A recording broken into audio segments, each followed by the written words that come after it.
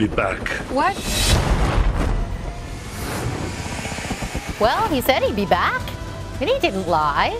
Arnold Schwarzenegger returns to the big screen this weekend in Terminator Genisys, 31 years after the Terminator series first burst off. Wow, 31 years, I didn't even know. Film critic Richard Krause is here to look at that and other movies. Wow. Yeah, 31 years later, Arnold is 67 now. Wow. And one of the pleasures of this movie is to see Arnold, as a 67-year-old, fight against Arnold from 1984. So it goes back, like, there's that? Really? Yeah, so the whole movie is kind of like this Mobius strip. There's a lot of time travel here. There's way too much time travel for one movie. Can you keep it straight? Well, I don't think that's really the point of this movie, to be quite honest. I think if you think about it too much, your head might explode a little bit, because they are traveling through dimensions and time and space. They go back to 1984, but it's not the 1984 that was portrayed in the first movie.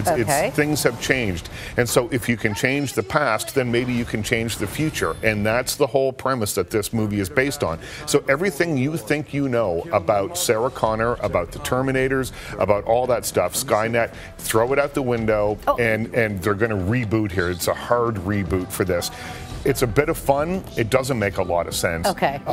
It's a little bit too talky, but when the action sequences are happening, it can be a little bit of fun. So it's a 3-star movie for me. That's I not wanted bad. a little bit more from it. I did become confused, because Kyle Reese's past is Detective O'Brien's present and Sarah Connor's future. What? Try and keep that straight. If you can do that, you're a better person than I am. Well, he's not the only one who's back. Magic Mike is back. Magic Mike XXL is back, and as the title promises, this one's a little bigger, a little oilier than the first one. This is a movie about male strippers, male entertainers, and 3 years ago, Channing Tatum left the group. They had performed together for some time, and he's like, I'm going to go find the straight life. I'm going to go start. Look at you, the little look on your face. Yeah, He said, I'm going to start a furniture business and get married and settle down and do the whole thing. Well, that didn't all quite work out for him. So now the guys are all back together. This is a one last, adventure movie. So they go to a stripper convention in Florida, and it's a road trip. So all along the way they make stops, and this is what the movie is.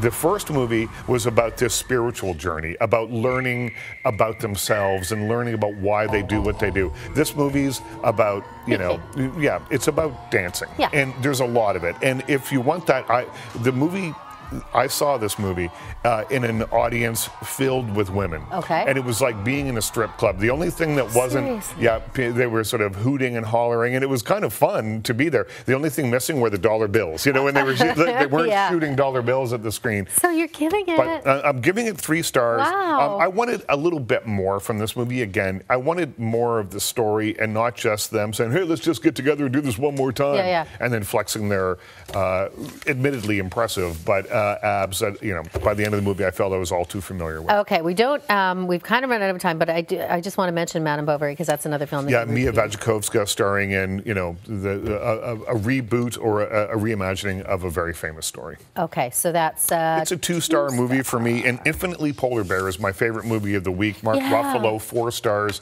You can read my review online and have a look at that one. And Infinitely Polar Bear, I think I'm with you. Yeah. I just think Mark Ruffalo is just unbelievable, and of course, we didn't have time to get to that, but you can find Richard's reviews. They'll be right on our website of all those films.